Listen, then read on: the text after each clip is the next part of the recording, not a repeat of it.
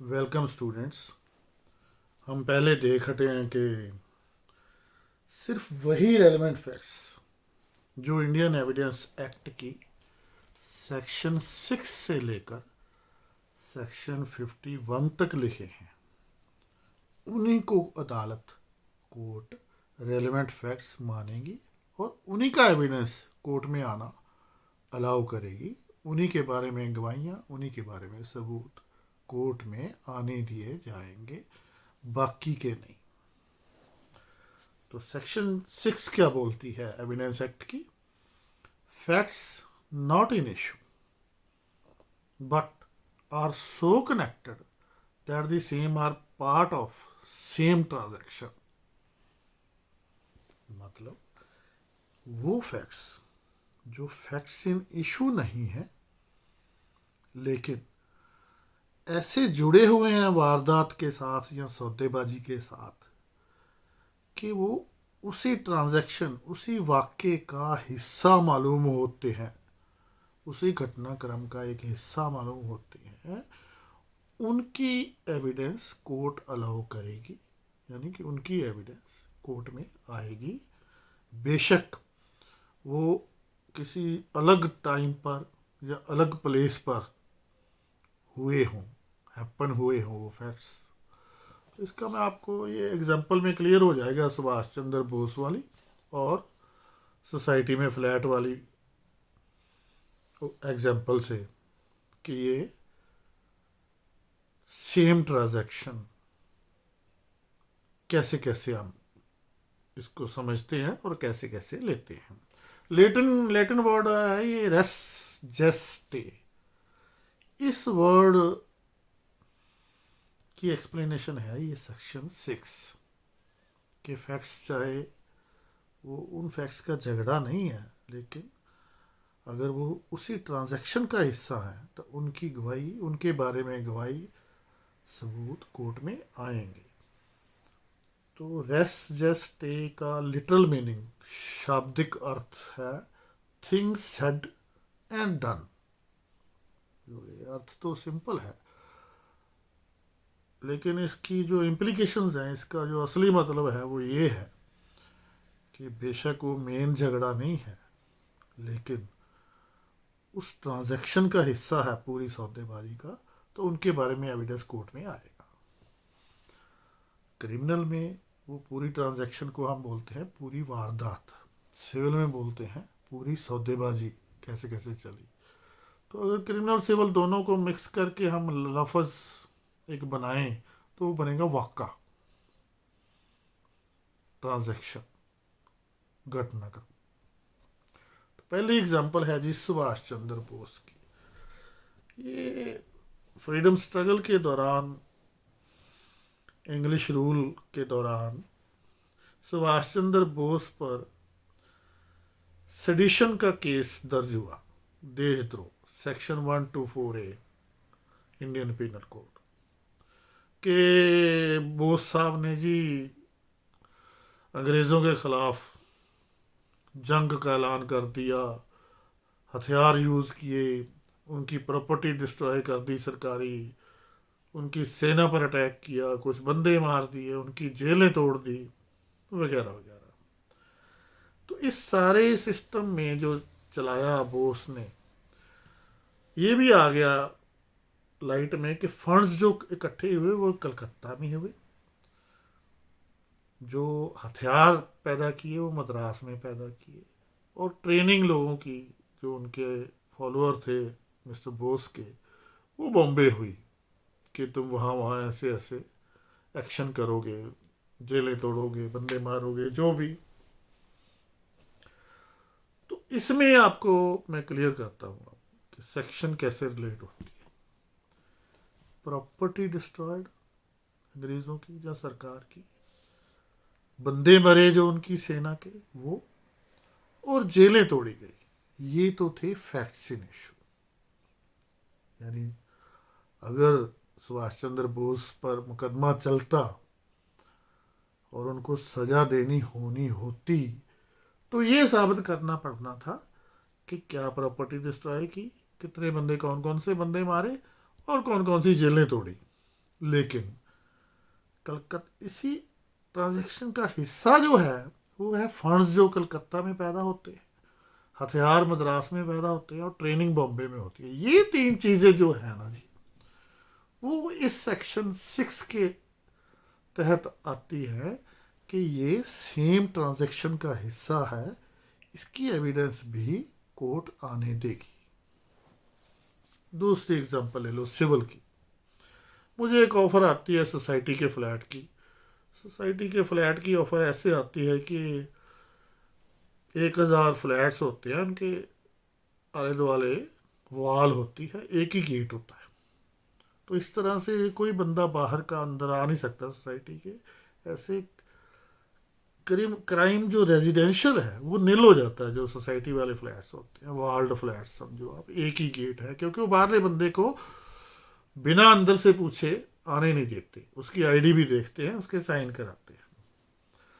तो इसकी और एक फ़ायदा होता है कि वाल्ड फ्लैट्स की वजह से आपसदारी हो जाती है फैमिलीज़ की, एक मोहल्ला टाइप फीलिंग आ जाती है। एक और फ़ायदा होता है कि रेडी वाले सब्जियां वगैरह चीज़ें बेचने आते हैं और जिसका सामान अच्छा नहीं लामा आ जाता है, उसको फिर गेट वाला अंदर आने ही नहीं देता। तो ऐसे सोसाइटी वालों का दबका हो जाता है कि वहाँ जाना है तो अच्छा माल और ठीक रेट लेकर जाना, नहीं वो आने नहीं देंगे फिर अंदर। तो this is very good concept. अगर हम हर 1000 घर के सराउंडिंग एक वॉल कर दें और एक गेट लगा दें, तो वाकई वी कैन थिंक कि रेजिडेंशियल क्राइम ख़त्म हो सकता है वो काफ़ी हद तक। तो ये ऑफर जब आती है तो मैं अपने जो सीए हैं, जो उनको बोलता हूँ जी चेक करो इसकी मालकी, इसके कागज़, इसका रेट, वो सब कुछ चेक करते हैं, रिपोर्ट पॉजिटिव आती है। फिर हम विज़िट करते हैं प्रॉपर्टी, देखते हैं फ्लैट।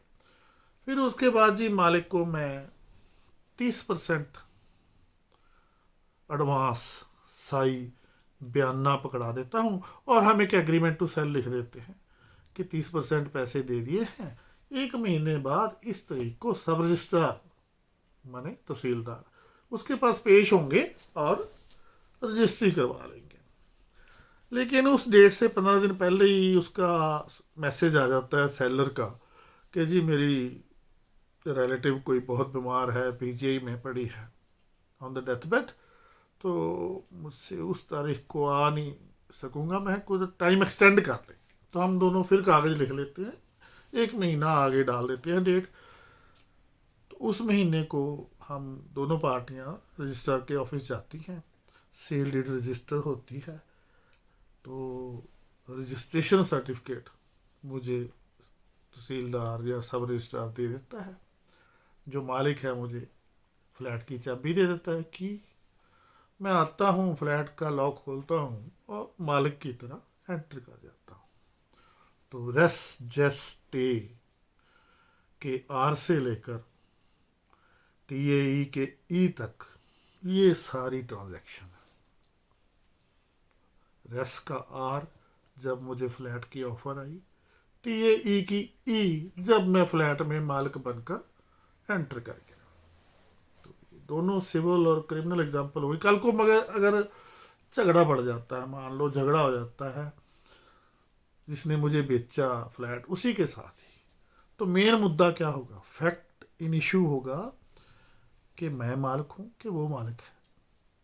क्या उसने लीगली जेन्युइनली मुझे प्रॉपर्टी बेच चुका है और मुझे मालिक बना दिया है रजिस्टर्ड सेल डीड ने कि नहीं। लेकिन जो रेलेवेंट फैक्ट्स हैं वो ये भी होंगे कि मेरे सीए ने सारे मालकी के कागज़ चेक किए, उसका रेट चेक किया, उससे बार्गेनिंग की, फिर हमने विजिट की प्रॉपर्टी, फिर हमने एग्रीमेंट किया, उसमें मैंने 30% पैसे एडवांस दिए, फिर हमने डेट बढ़ाई।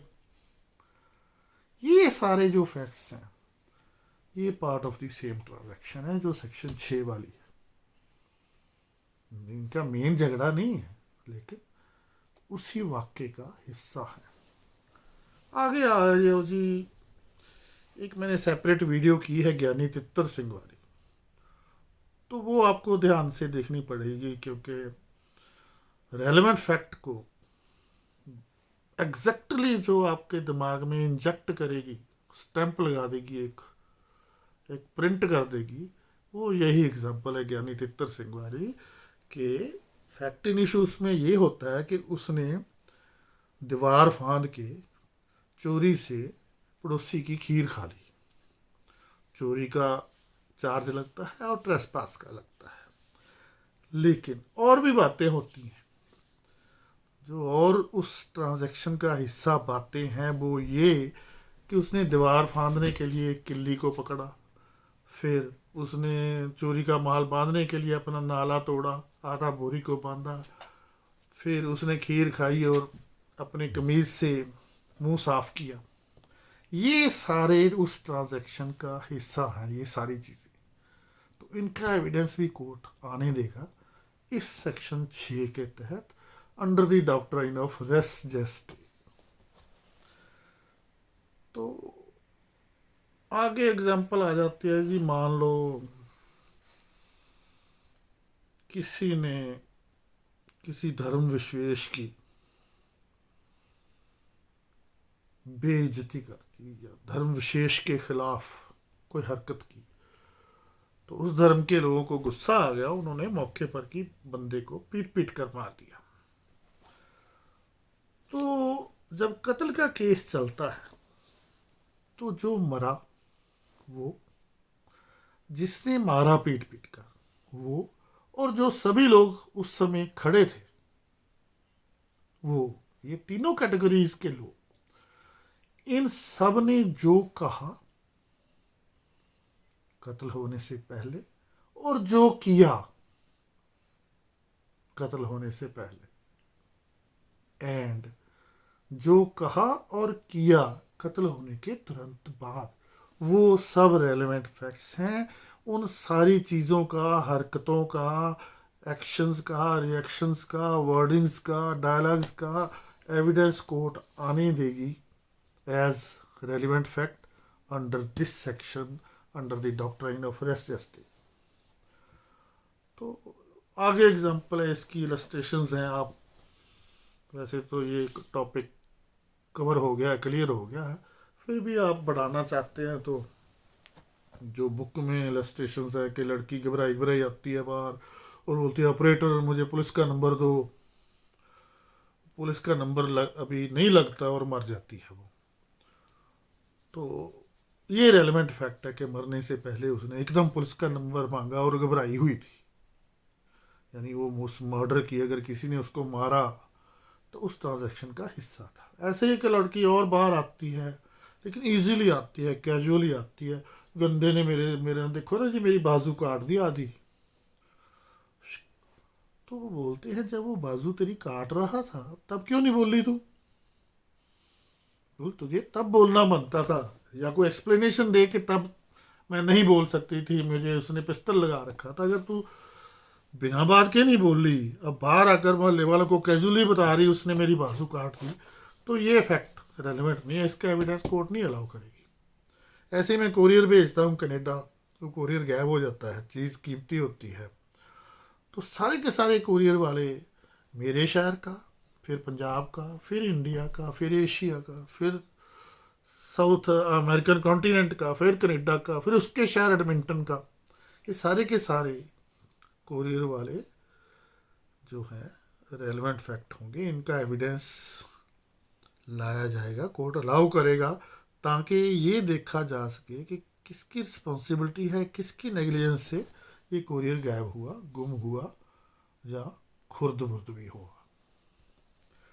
तो ऐसे ही लेटर्स बंदे लिखते हैं आपस में एक दूसरे को, तो एक बंदे के कुछ लेटर्स जो होते हैं डेफेमेटरी हो जाते हैं, उनमें दूसरे के खिलाफ बेइज्जती वाली बातें लिखी होती हैं, तो सारे के सारे लेटर्स कोर्ट अलाउ कर देगी, क्योंकि ये part of the same transaction है, ये रेसजेस्टे हैं। क्योंकि इससे ये पता लगेगा भी कैसे इनकी खतो खताबत लेटर्स लिखना एक दूसरे को कैसे शुरू हुआ, बीच में से कैसे बदतमीजी हो गई, बेइज्जती वाली लेटर आ गए, कैसे ये ख़त्म हुआ। ऐसे ही अगर रेप लड़की का हो जाता है तो वो किन हालातों में और किन टर्म्स पर पुलिस को कंप्लेंट करती है, ये रेलेवेंट है। हालात यानी कि भागी भागी आई, लिखो जी मेरी कंप्लेंट, मैं लुट गई, मैं मर गई, बर्बाद हो गई, ये भी कुत्ता था, मैंने पहले भी पुलिस को बोला था ये मेरे साथ ऐसा करेगा, इन्होंने रिपोर्ट लिखी नहीं, इन्होंने मेरी ध्यान नहीं दिया और ये मेरे साथ ये हो गया वगैरह वगैरह वगैरह। लेकिन अगर वो कैजुअली आती है, कंप्लेंट किसी को करती नहीं, मोहल्ले को बताती कल थोड़ा सा रेप हो गया था, या अभी मेरे साथ ना रेप होके हटा है, तो ये बात रेलिवेंट नहीं मानी जाएगी, इसका एविडेंस नहीं आएगा, क्योंकि आप देख रहे हैं ना कि उसके हालात, और जिनमें वो शिकायत नहीं कर रही लेकिन कैजुअली बात कर रही है, और टर्म्स कि कैसे वो एजिटेट नहीं कर रही, गुस्सा नहीं शो कर रही, इसलिए ये रेलिवेंट नहीं है इस सेक्शन 6 के अंतर्गत।